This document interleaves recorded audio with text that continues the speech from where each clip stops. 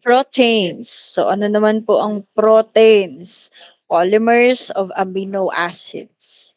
Proteins, most versatile macromolecules in living systems and serve crucial functions in essentially all biological processes. So they function as catalysts and they transport and store other molecules such as oxygen. They provide mechanical support and immune protection, and they generate movement. They transmit nerve impulses, and they control growth and differentiation. So proteins are a large, complex molecules that play many critical roles sa atin pong katawan. They do the most of the work. They do most of the work in cells and are required for the structure, yung function din, yung regulation ng mga tissues and organs po sa ating katawan. Yan, proteins, several key properties enable proteins to participate in such a wide range of functions. So proteins contain a wide range of functional group. Proteins can interact with one another and with other biological micromolecules to form complex assemblies. Some proteins are quite rigid, whereas others display limited flexibility. Okay.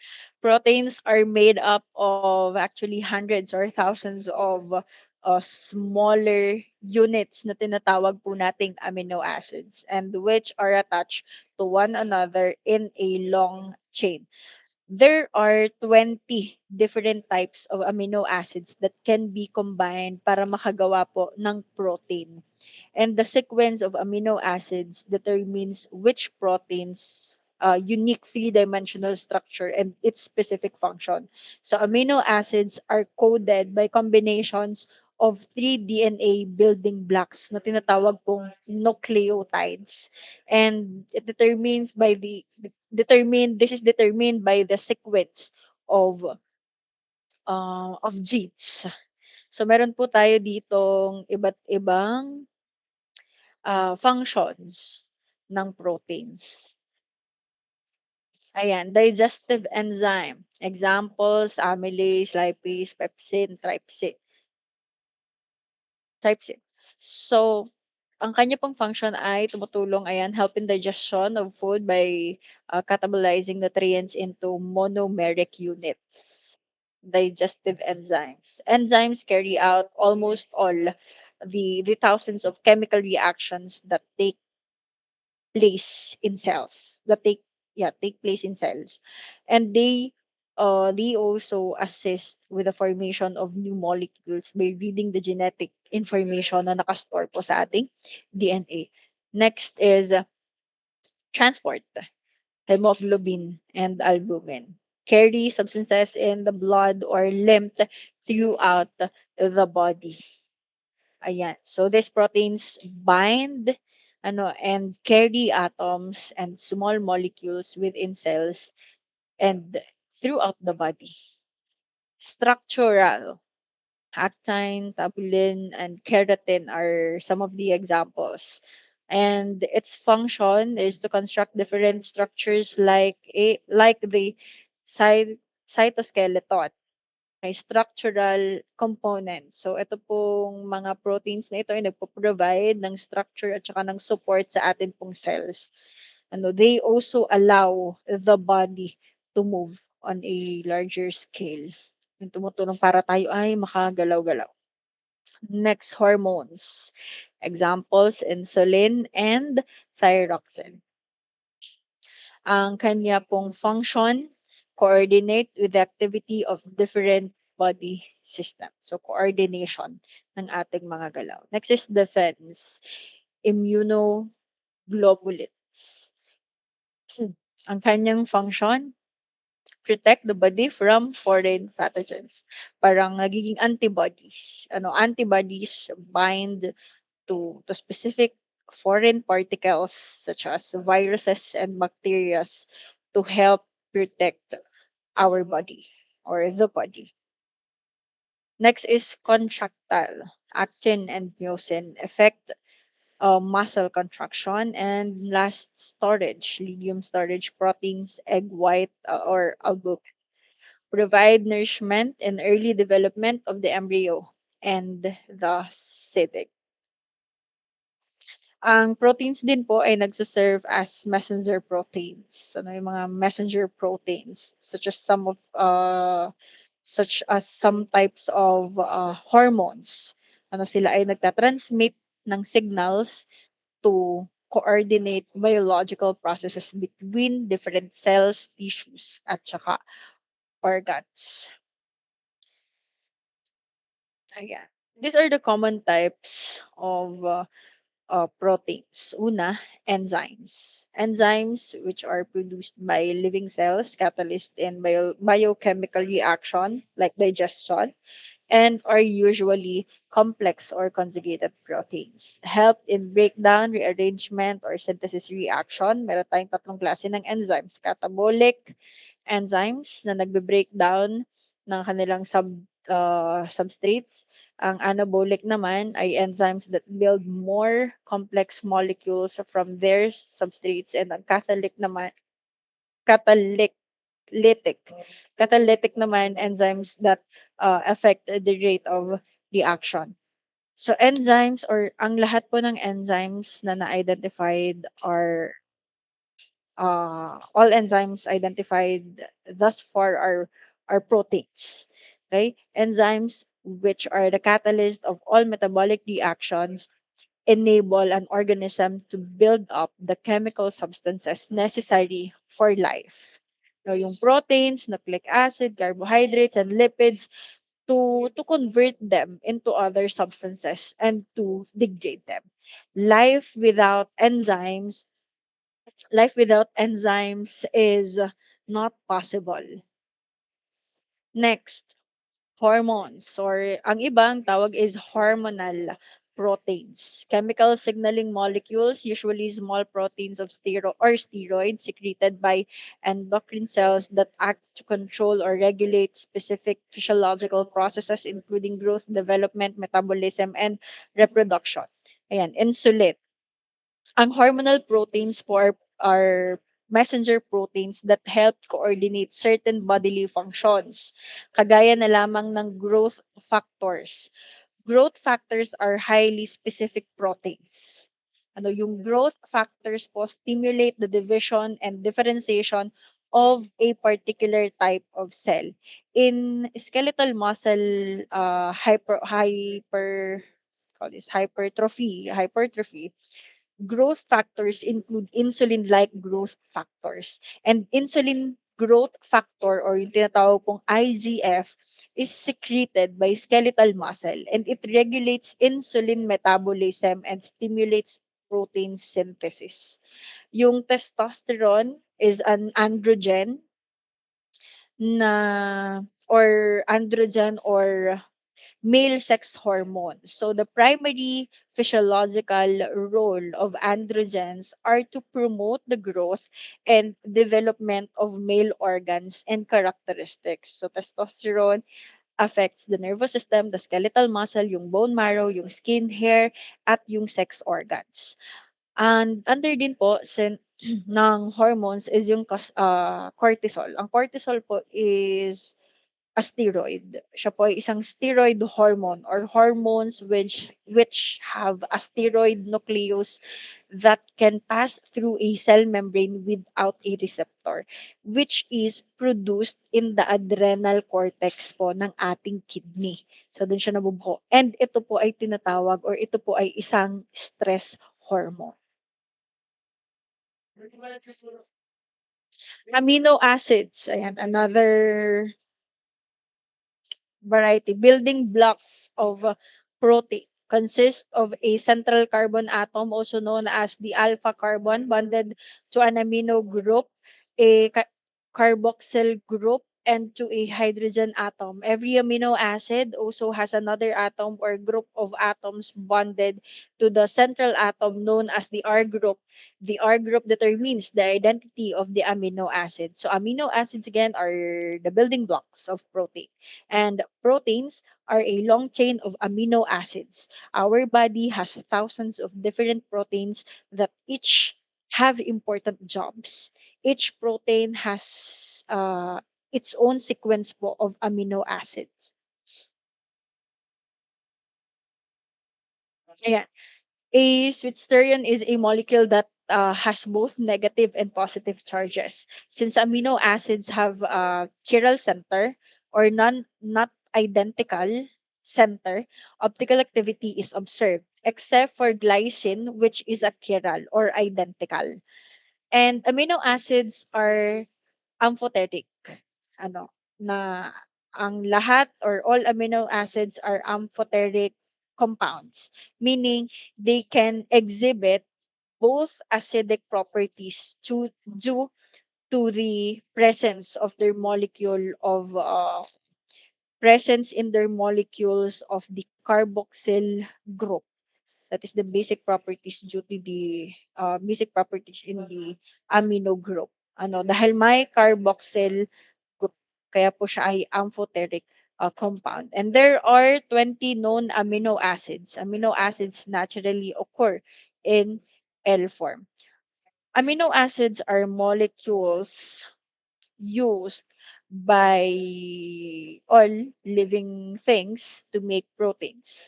Ang atin pong katawan ay kailangan ng 20 na iba't ibang klase ng amino acids para tayo ay makapag-function correctly.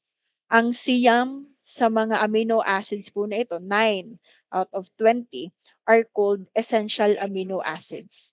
Essential amino acids must be consumed through the food you the food you eat.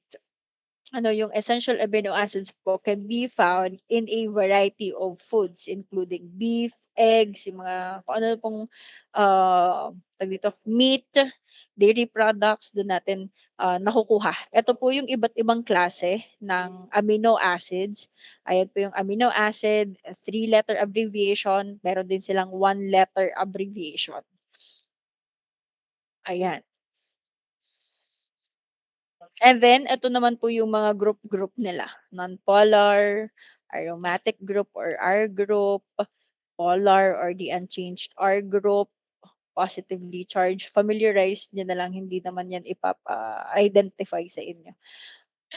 Okay, ang kailangan niyo lang tandaan is ano yung essential na mga amino acids. So gaya ng sabi ko kanina, ang atin pong katawan ay kailangan yung 20 na different kinds ng amino acids para tayo ay makapag-function ng maayos. Ano, and the 20 amino acids combined in different ways to make proteins po sa ating katawan. Ang ating katawan ay gumagawa ng hundreds of amino acids, but it can't make the 9 amino acids that we need. Ito yung tinatawag nating essential amino acids. Siya ay hindi naturally ginagawa ng ating katawan, kundi siya ay nakukuha natin sa mga pagkain po na ating kinakain. So una na diyan, ito po yung siyam, um, histidine, isoleucine, leucine, lysine, methionine, phenylalanine, threonine, tryptophan, and valine. So, unahin natin 'tong histidine. Ang histidine po ay nakakatulong para makagawa ng brain chemical or yung tinatawag na neurotransmitter. Ano, brain chemical neurotransmitter na tinatawag ding histamine. Ang histamine po ay importante sa ating katawan lalo na sa immune function, sa ating digestion, sa ating pagtulog, and sexual function. Next is isoleucine. Isoleucine. Isoleucine is is excuse me, is involved with with our body's muscle metabolism, at saka po immune function. So it also helps our body to make hemoglobin and i-regulate yung atin pong energy. Leucine naman helps our body to make protein and growth hormones.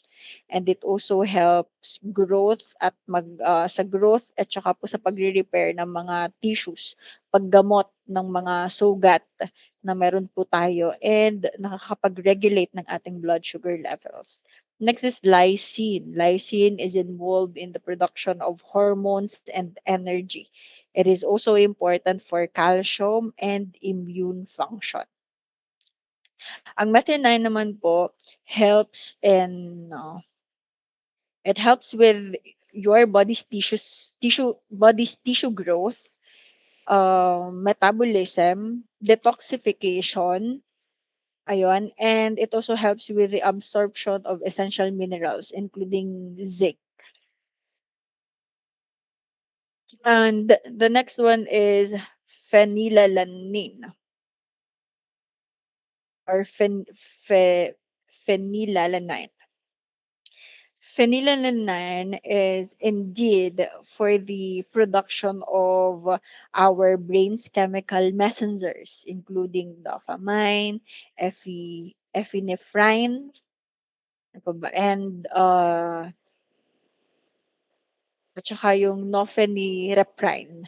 It also it's also important po for the function of other amino acids pa na meron sa ating katawan. Next is threonine. Ang threonine naman po plays an important role in collagen at saka sa elastin. So these proteins provide structure to our skin, sa atin pong mga connective tissues, and they also help in forming blood clots. They also help with forming blood clots. Nakakatulong sila para ma-prevent yung bleeding. And ang threonine po ay importante din sa fat metabolism ng ating pong katawan at sa ating immune function. Ang tryptophan naman ay nakakatulong mainly or nakakatulong po siya sa ating katawan sa pag-maintain ng correct nitrogen balance. Okay, ito ay tumutulong para din makagawa ng brain chemical, yung neurotransmitter. Pero kapag galing sa tryptophan, ang tawag sa kanya ay serotonin. Yung kanina na yung histidine, 'di ba gumagawa din siya ng brain chemical na tinatawag na neurotransmitter. Pero 'pag galing sa histidine na amino acid, ang tawag sa kanya is histamine. Kapag naman po galing sa tryptophan, ang tawag doon sa brain chemical na yoon ay serotonin, S-E-R-O S-E-R-O-T-O-N-I-N, serotonin. And ang serotonin po ay nagre-regulate ng ating mood, ng ating appetite, at ng ating pagtulog. Valine naman po is involved with muscle growth, tissue regeneration, and sa paggawa ng energy ng ating katawan. So yan po yung siyam na amino acids na essential. Hindi siya naturally ginagawa ng ating katawan kundi essential siya kasi kailangan natin siyang kuhanin or nakukuha po natin siya mula sa mga pagkain na ating kinakain. Ito naman ay yung mga non-essential amino acids. Can be synthesized in the animal body, an amino acid that can be made by humans and so is not essential to the human diet: alanine, adenine, asparagine, aspartic acid, cytine, glutamatic acid, glutamine, glycine, proline, serine, and uh, tyrosine. Ang ating katawan or yeah, ang ating mga katawan ay nagpo-produce ay kusa na pino-produce itong 11 na ito na amino acids, and these are called non-essential amino acids. The non-essential amino acids are classified then sometimes or yung ilan dito po sa non-essential amino acids po na ito are classified as conditional. This means they are only considered essential when you are ill or stressed. Okay, yung mga conditional po na amino acids include adenine, ayan, cytine, like cysteine,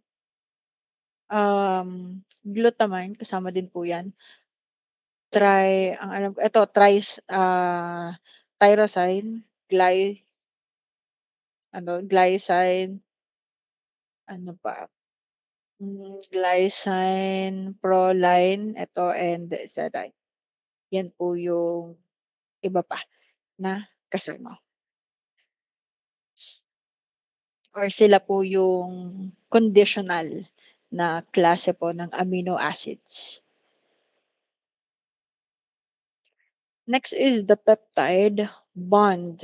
Peptide bond, dehydration synthesis reaction, condensation reaction. So each amino acid is attached to another amino acid by a covalent bond. Peptide bonds are formed when the amine group of the amino acid binds with a carbonyl carbon of another amino acid, releasing a molecule of water. The products formed by such linkages are called peptides. Ayan, kapag may peptide bond, may dehydration synthesis, reaction. So makikita niyo dito ang bonding point ay ang C at saka ang N. Kaya naka-red po dito kung mapapansin niyo, dito sa peptide bond wala na po yung OH at H. Kasi yung OH and H kapag pinag-combined na siya dito po sa peptide bond ay ano pong mabubuo 'pag pinag-combined itong OH at H?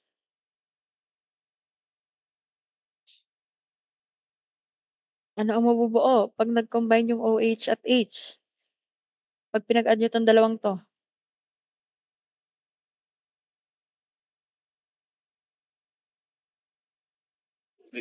Hydrogen bond. hydrogen bond or tubig po, H2O. And since ang peptide nga po ay may dehydration synthesis reaction, so wala na siya dito. Kaya nare-remove po siya. Okey, walang water.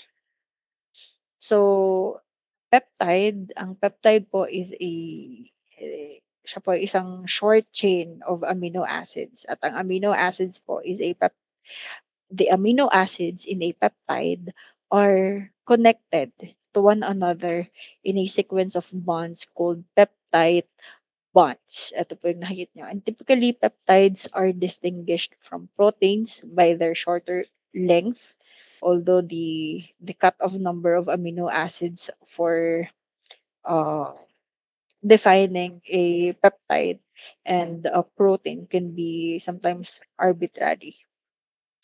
There are also different levels of structure in protein. So may primary, secondary, tertiary, and quaternary. So dun muna tayo sa primary structure ng proteins. Levels of protein structure. Una is the primary structure. Derives the order or sequence of the amino acids in a polypeptide chain. The primary structure consists of a sequence of amino acids linked together by peptide bonds and molecules. Ay, peptide bonds and includes any disulfide bonds. So the primary structure of protein Ay, primary structure of proteins is the exact ordering of amino acids forming their chains. The exact sequence po of the proteins is very important as it determines the final fold and therefore the function po of the protein. So the number of polypeptide chains together form proteins. And itong mga chains po na ito have amino acids arranged in a particular sequence which is characteristic of the specific protein. And any change in the sequence changes the entire protein. Yung mga documented na genetic disorder kagaya ng cystic fibrosis, sickle cell anemia, yung albinism, and etc are cold or yan po ay caused ng mutations resulting in alterations in the primary protein structures, which in turn lead to alterations in the secondary, tertiary, and probably sa quarterly structure din. Second naman na structure po ay secondary structure. The polypeptide backbone in can fold into periodic structures to form the secondary structure.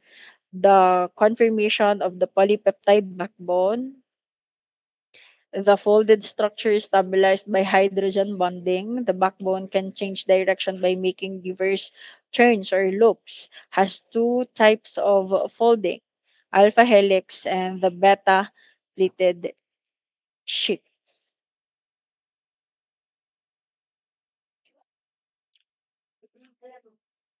Wait lang class, may student lang na naghahanap ng teacher.